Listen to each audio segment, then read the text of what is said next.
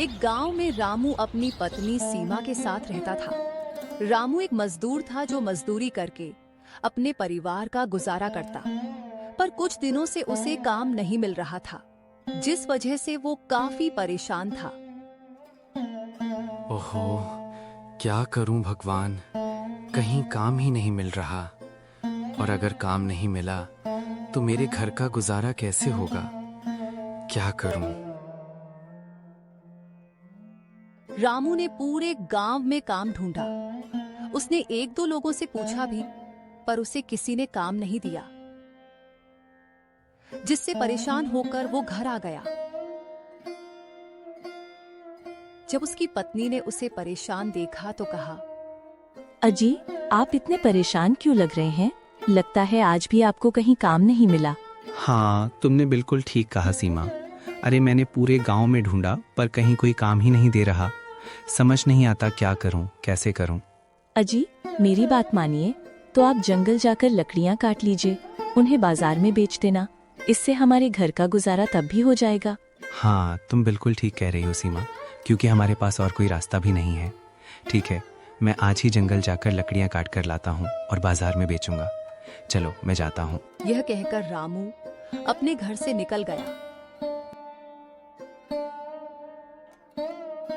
जंगल में आने के बाद वो इधर उधर अच्छे पेड़ों को देखने लगा।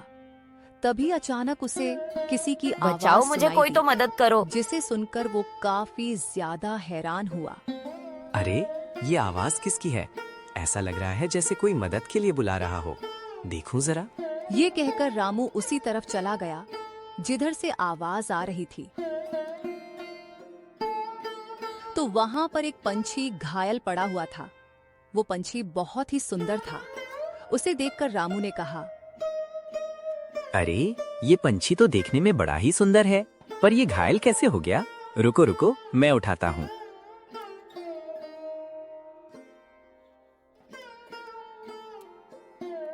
रामू ने उस पंछी को उठाया और सोचने लगा, पता नहीं क्या हुआ, ये घायल कैसे हो गया।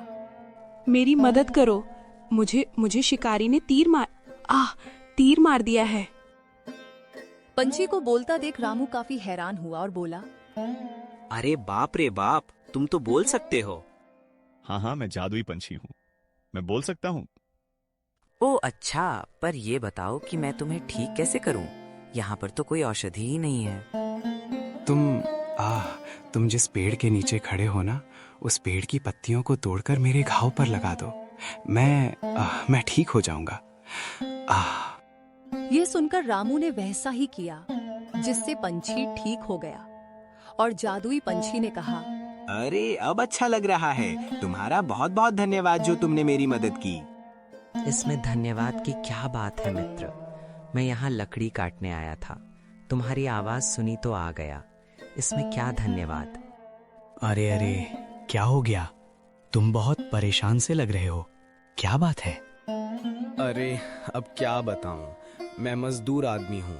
मजदूरी करके अपने परिवार का गुजारा करता हूँ, पर कहीं काम ही नहीं मिल रहा, तो क्या मजदूरी करूं और कैसे गुजारा करूं। इसीलिए परेशान हूं, और क्या। अच्छा, अब मैं चलता हूं, वरना शाम हो जाएगी। यह कहकर रामू वहां से चला गया। रामू के जाने के बाद जादुई पंछी ने कहा, ये बहुत परेशान है, मुझे इसकी मदद करनी चाहिए। इसने मेरी मदद की है, ये दिल का बहुत ही अच्छा है। इसके बाद जादुई पंछी भी वहां से चला गया। वहीं रामू लकड़ियां काट कर आया और उसने घर के बाहर रख दी। तभी वहां पर सीमा आई और बोली, अजी, आप लकड़ियां ले आए? हाँ, ले आया। अब कल सुबह इनको बाजार में बेच दूंगा। हाँ, आपने ठीक कहा। तभी वहां पर गांव का चमन आया और बोला, अरे भैया, ये लकड़ियाँ कहाँ से ला रहे हो और क्या करोगे इनका? अरे भैया, ये लकड़ियाँ मैं जंगल से ला रहा हूँ, इन्हें बाजार में बेचने जाऊंगा। और क्या करूँगा। ओह अच्छा, अरे लेकिन तुम तो मजदूरी करते थे। ए भैया, लकड़हारे कब से बन गए? अरे भैया, क्या ही मजदूरी करता हूँ। अरे मजदूरी करता हूँ, लेकिन काम भी तो मिलना चाहिए।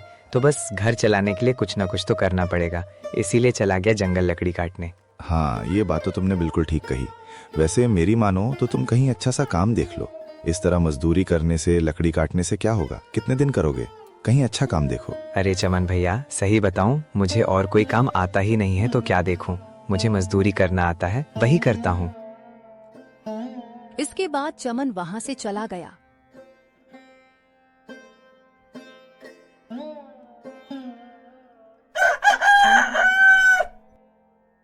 अगली सुबह रामू और उसकी पत्नी आराम से सो रहे थे।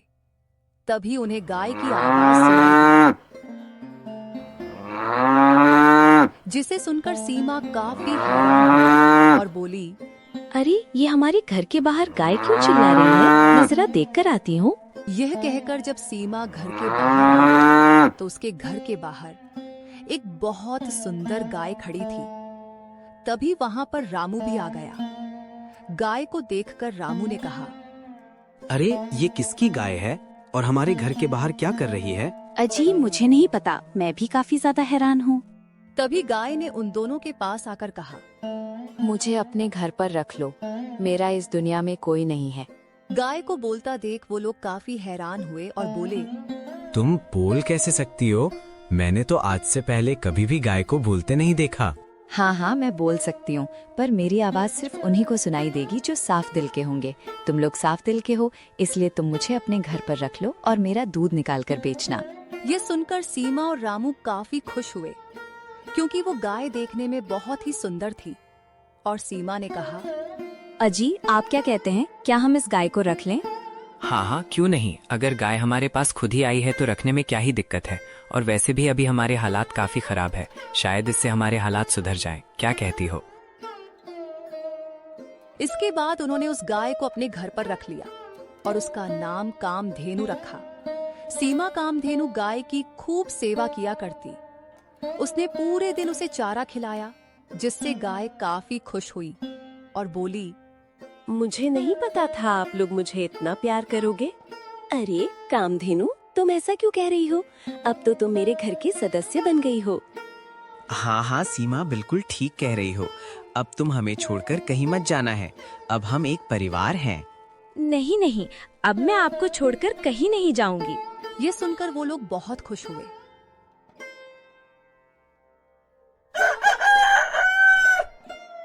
अगली सुबह जब सीमा उठी तो हैरान थी, क्योंकि कामधेनु गाय ने सोने का गोबर दिया था, जिसे देखकर सीमा ने कहा, अजी जल्दी उठिए, ये देखिए क्या है। सीमा की आवाज सुनकर रामू एकदम से उठा और जब उसने सोने का गोबर देखा तो वो भी काफी ज्यादा हैरान हो गया। अरे बाप रे बाप, इस सीमा, ये तो सोने का गोबर है। हाँ, हमारी कामधेनु ने सोने का गोबर दिया है। हाँ, मैं सोने का गोबर देती हूँ। मैंने तुम्हें बताया नहीं? तुम इसे बेचकर अमीर हो जाना, जिससे तुम्हारे सारे दुख दूर हो जाएंगे। यह सुनकर वो दोनों काफी ज्यादा खुश हुए और उसके बाद वो उसे बेचकर बहुत ज्यादा अमीर हो गए।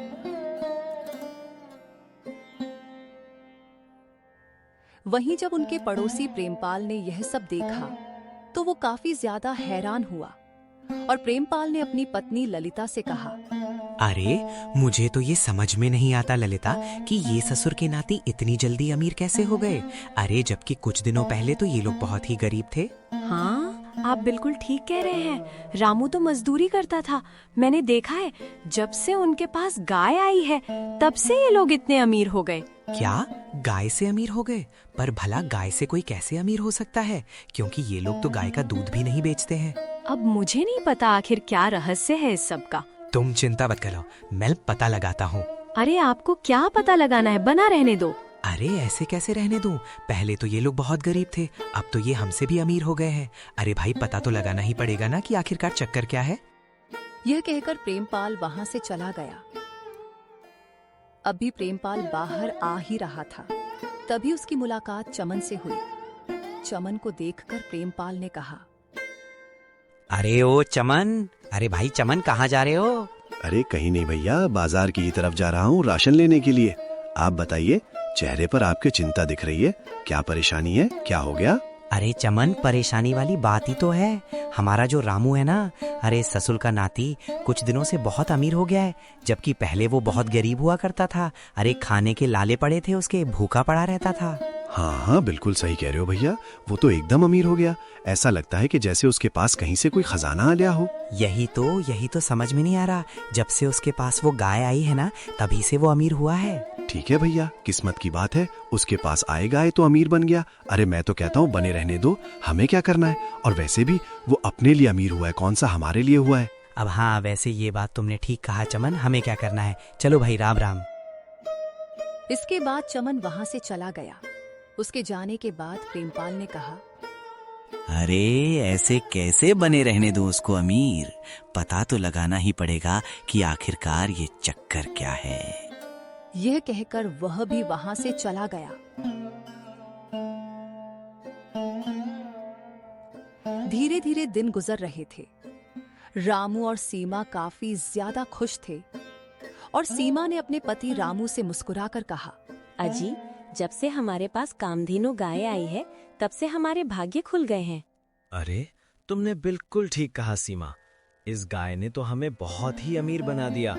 अगर ये गाय हमारे जीवन में ना आती तो हम लोग तो कभी अमीर बन ही नहीं पाते। आप लोग ऐसा क्यों कह रहे हैं? आप लोग मेरी कितनी सेवा करते हैं, ये तो मेरा फर्ज है। नहीं कामधेनु, ऐसी बात नहीं है। सेवा करना तो हमारा धर्म है। वैसे भी तुम बहुत ही सुंदर हो, तुम्हें देखकर कोई भी मोहित हो जाएगा। यह सुनकर कामधेनु गाय काफी खुश हुई और मन ही मन बोली, अभी आपको मेरी असलियत पता नहीं है। जब असलियत पता चलेगी तब आप और भी ज्यादा मोहित हो जाएंगे। वो लोग कामधेनु गाय की बहुत सेवा किया करते थे। उसे बिल्कुल भी घर से बाहर नहीं निकालते और जब भी बाहर निकालते थे तो सीमा खुद उसके पीछे जाया करती थी। एक दिन सीमा कामधेनु गाय को लेकर बाहर बैठी थी। तभी वहां प्रेमपाल आया और बोला, अरे भाभी, आपकी गाय तो बड़ी ही सुंदर है। क्या बात है, क्या बात है। हाँ हाँ भैया, हमारी गाय बहुत ही सुंदर है। वैसे भाभी, ये गाय आपके पास आई कहाँ से? क्योंकि मैंने देखा है कि जब से ये गाय आपके पास आई है तब से आप लोग बहुत अमीर हो गए हैं। आखिरकार इसका रहस्य क्या है, हमको भी बता दीजिए। अरे भैया, ऐसा कुछ नहीं है। मेरे पति को अच्छी जगह काम मिल गया है, इसलिए। अच्छा अच्छा, ऐसी बात है। पर भाभी, मैंने तो रामू को काम पे जाते देखा ही नहीं। आखिरकार वो कब काम पे जाता है? भैया, वो काम पर चले जाते हैं और वैसे भी उनके काम का कोई पता नहीं। कभी दिन में तो कभी रात में जाते हैं। अच्छा अच्छा, ऐसी बात है। हाँ ठीक है, ठीक है। चलिए भाभी, नमस्ते। नमस्ते। ये कहकर प्रेमपाल वहां से चला गया। जिस पर सीमा ने कहा, मुझे ऐसा क्यों लग रहा है कि शायद प्रेमपाल हम पर नजर रख रहा है। जरूर इसे कामधेनु गाय पर शक हो गया है। मुझे अपने पति से इस बारे में बात करनी पड़ेगी। जब शाम को रामू घर आया तो सीमा ने उससे कहा, अजी, हमें सावधान रहना पड़ेगा क्योंकि प्रेमपाल हमारे घर पे नजर रख रहा है। अरे ये क्या कह रही हो तुम? तुम्हें कैसे पता कि प्रेमपाल हमारे घर पर नजर रख रहा है? कुछ भी कहती रहती हो तुम। हाँ, क्योंकि आज वो हमारे घर आया था और कुछ ऐसी बातें कर रहा था जिससे मुझे शक हुआ। ओह, अगर ऐसी बात है ना तो हमें अपने घर की सारी खिड़की दरवाजों को बंद कर देना होगा, जिससे किसी को भी इसके बारे में पता न चले। हाँ हाँ, आपने बिल्कुल ठीक कहा। अगर किसी को पता लग गया तो वो हमारी गाय को हमसे छीन लेंगे। इसके बाद वो लोग बड़ी सावधानी से रहने लगे। पर एक दिन प्रेमपाल सूरज की पहली किरण के साथ ही उन लोगों के घर के बाहर ताका झांकी करने लगा था। तभी उसने देखा कामधेनु गाय सोने का गोबर दे रही थी, जिसे देखकर वो काफी हैरान हुआ। अरे दादा रे दादा, हे भगवान, ये गाय सोने का गोबर देती है। इसका मतलब ये हुआ कि इसी गोबर की वजह से ये अमीर हो गया है। अब समझा, ये चक्कर है रे बाबा। यह कहकर वो घर आ गया। जब उसकी पत्नी ललिता ने उसे इतना ज्यादा हैरान देखा तो कहा, क्या हुआ? आप इतने हैरान क्यों लग रहे हैं? ऐसा आपने क्या देख लिया? अरे ललिता, मैं तुमको क्या बताऊं। अरे तुम्हें मेरी बातों पे यकीन नहीं होगा। आखिर ऐसा भी क्या हो गया जो आप इतने ज्यादा हैरान और परेशान हो गए हैं? अरे ललिता, मैंने देखा कि रामू की गाय सोने का गोबर देती है। क्या? सोने का गोबर? ये आप क्या कह रहे हैं? ऐसा नहीं हो सकता। हाँ, यही तो मुझे समझ में नहीं आ रहा कि आखिरकार ये चक्कर क्या है भाई। अजी तभी ये लोग इतने अमीर हो गए हैं। लेकिन अब मैं इन्हें अमीर नहीं रहने दूंगा। अब तुम देखो मैं क्या करता हूँ। ये आप क्या कह रहे हैं? आप भला क्या कर सकते हैं? ये बात मैं राजा जी को बताऊंगा और देखना जब राजा को ये बात पता लगेगी तो राजा उस गाय को जरूर अपने पास बुला लेंगे। हो गया काम। यह सुनकर ललिता और प्रेमपाल काफी ज्यादा खुश हुए और इसके बाद प्रेमपाल ने कहा, अच्छा चलो अब मैं महल जाता हूँ। यह कहकर प्रेमपाल वहां से चला गया। कुछ देर बाद प्रेमपाल महल आया। राजा ने जब प्रेमपाल को देखा तो कहा, क्या बात है, कैसे आना हुआ प्रेमपाल? बताओ, क्या कोई समस्या है? नहीं महाराज, समस्या नहीं है, बल्कि मैं तो आपके लिए एक शुभ समाचार लेकर आया हूँ। अच्छा, क्या बात है, शुभ समाचार लेकर आए हो और बड़े खुश नजर आ रहे हो। बताओ बताओ, क्या शुभ समाचार है? महाराज, बात ऐसी है कि हमारे गांव में एक जादुई गाय है। हैं? जादुई गाय? अरे क्या कह रहे हो तुम? होश में तो हो? हाँ महाराज, मैं बिल्कुल ठीक कह रहा हूँ। अरे ये गाय सोने का गोबर देती है। सोने का गोबर? अच्छा, और दूध कैसा देती है? चांदी का? अरे मैंने तो आज से पहले कभी ऐसी गाय के बारे में नहीं सुना। वही तो महाराज मुझे पता है, इसलिए तो मैं आपके पास आया हूँ। अगर आप उस गाय को अपने पास बुला लेंगे तो आप और ज्यादा अमीर हो जाएंगे। हाँ, ये तुमने बिल्कुल ठीक कहा, लेकिन अगर तुम्हारी बात गलत निकली तो तुम जानते हो ना तुम्हारा क्या हाल होगा। जी महाराज। अच्छा ये बताओ, वो गाय है किसके पास? मुझे उसकी पूरी जानकारी दो। इसके बाद प्रेमपाल ने रामू के बारे में बताया, जिसे सुनकर राजा ने अपने मंत्री से कहा, मंत्री जी, जाइए रामू के घर से उस गाय को हमारे पास लेकर आइए, क्योंकि अब वो गाय हमारे यहाँ रहेगी। ठीक है महाराज, मैं अभी जाता हूँ। ये कहकर मंत्री वहां से चला गया, जिस पर प्रेमपाल ने कहा, महाराज, कुछ इनाम वगैरह? हमने आपको बड़ी खुशखबरी दी ना, तो उसके बदले में? हाँ हाँ, क्यों नहीं, हम अभी तुम्हें इनाम देते हैं, रुक जाओ। ये कहकर राजा ने प्रेमपाल को इनाम दिया और वो वहां से खुश होकर आ गया और अपने आप से कहने लगा, अब देखता हूँ कि ये ससुरा रामू अमीर कैसे होता है। सीमा अपने घर पर थोड़ी परेशान बैठी थी। उसे परेशान देखकर रामू ने कहा, अरे क्या बात है सीमा, आज मैं सुबह से देख रहा हूँ तुम थोड़ी परेशान लग रही हो। अजी, आज मुझे अजीब सी घबराहट हो रही है, बुरे बुरे ख्याल आ रहे हैं। ओहो, तुम ऐसा क्यों कह रही हो? लगता है तुम्हारी तबीयत ठीक नहीं है, इसी वजह से, है ना? नहीं, मेरी तबीयत बिल्कुल ठीक है।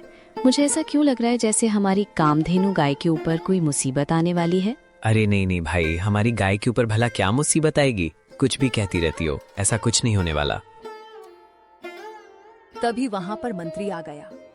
मंत्री को देखकर वो दोनों काफी ज्यादा हैरान हुए और रामू ने मंत्री से कहा, अरे मंत्री जी, बताइए यहाँ कैसे आना हुआ? देखो रामू, हमें पता चला है कि तुम्हारे पास एक ऐसी गाय है जो सोने का गोबर देती है। ये क्या कह रहे हैं आप? नहीं, सोने का गोबर भला कौन सी गाय देगी मंत्री जी? किसी ने आपको गलत सूचना दी है। नहीं, महाराज को पता लगा है कि तुम्हारे पास सोने का गोबर देने वाली गाय है। अगर तुमने उस गाय को हमें नहीं दिया तो महाराज तुम्हें दंड देंगे, समझ गए? ये सुनकर वो दोनों काफी ज्यादा परेशान हुए। पर वो गाय हमारी है, हम आपको नहीं देंगे। क्यों नहीं दोगे? इस पूरे के पूरे राज्य पर और राज्य की हर चीज पर महाराज का अधिकार है, समझे? और महाराज को तुम्हारी गाय चाहिए, मतलब चाहिए, तुम्हें उसे देना पड़ेगा। नहीं, आप हमारी गाय को मत लीजिए, वो हमारी गाय है, वो हमारे घर का सदस्य है। ये महाराज की आज्ञा है, इस गाय को उनके पास लेकर जाना होगा। ये सुनकर वो दोनों काफी परेशान हुए और मंत्री कामधेनु गाय को लेकर जाने लगा, जिस पर कामधेनु गाय मन ही मन काफी ज्यादा परेशान हुई। अरे ये मुझे कहाँ ले जा रहा है? मैं इन लोगों को छोड़कर नहीं जाऊंगी। वहीं सीमा और रामू काफी ज्यादा दुखी थे और उन्होंने मंत्री से कहा, नहीं मंत्री जी, कृपा करके आप हमारी गाय मत ले जाइए।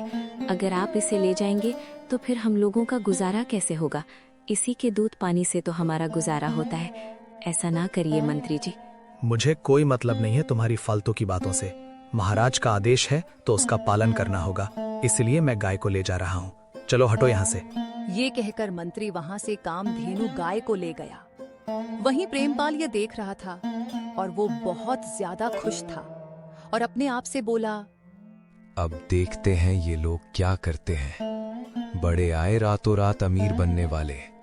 गाय तो गई और अमीरी भी अब जाएगी।